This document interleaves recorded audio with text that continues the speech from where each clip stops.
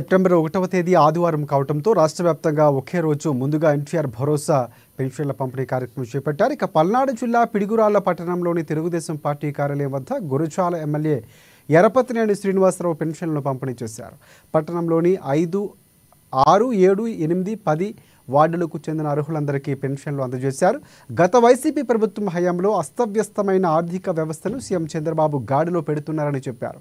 ఆదివారం సెలవు దినం కావడంతో అధికారులు సిబ్బంది ఇబ్బంది పడకూడదన్న ఉద్దేశంతోనే పెన్షన్లు పంపిణీ ముందుగానే చేస్తున్నట్లు తెలిపారు.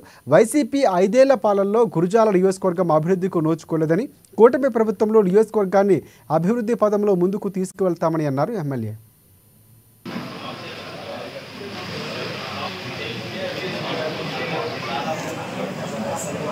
ఆదివారం కావడం వల్ల 31వ తారీఖు రోజు శనివారమే రాష్ట్ర వ్యాప్తంగా కూడా చేయడం జరుగుతుంది.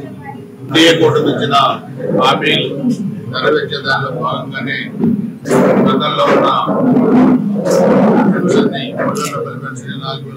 14,000 మనం చూస్తే రాష్ట్ర విభజన జరిగినప్పుడు చంద్రబాబు నాయుడు గారు ముఖ్యమంత్రిగా అయిన తర్వాత ఆ రోజు 200 రూపాయలను పెన్షన్ విడుదల చేయడం, దాని తర్వాత 2019 ఎన్నికల నాటికి అది 2,000 రూపాయల పెన్షన్ చేయడం, తర్వాత జగన్మోహన్ రెడ్డి వచ్చిన తర్వాత 3,000 చేస్తామని చెప్పి ఒకసారి చేయకుండా సంవత్సరానికి 250 రూపాయలు పెంచడం జరిగింది. సో దానిలో భాగంగా కూటమి అధికారులకు వచ్చిన తర్వాత ఏప్రిల్ నుంచి 2024 ఏప్రిల్ నుంచే దాన్ని అమల్లో తీసుకొచ్చి మొట్టమొదటి నెలలో మరి 5,000 రూపాయలు ఇవ్వడం జరిగింది. అప్పటి నుంచి ప్రతి నెలలో కూడా 4,000 రూపాయలు పెన్షన్ ఇవ్వడం జరిగింది.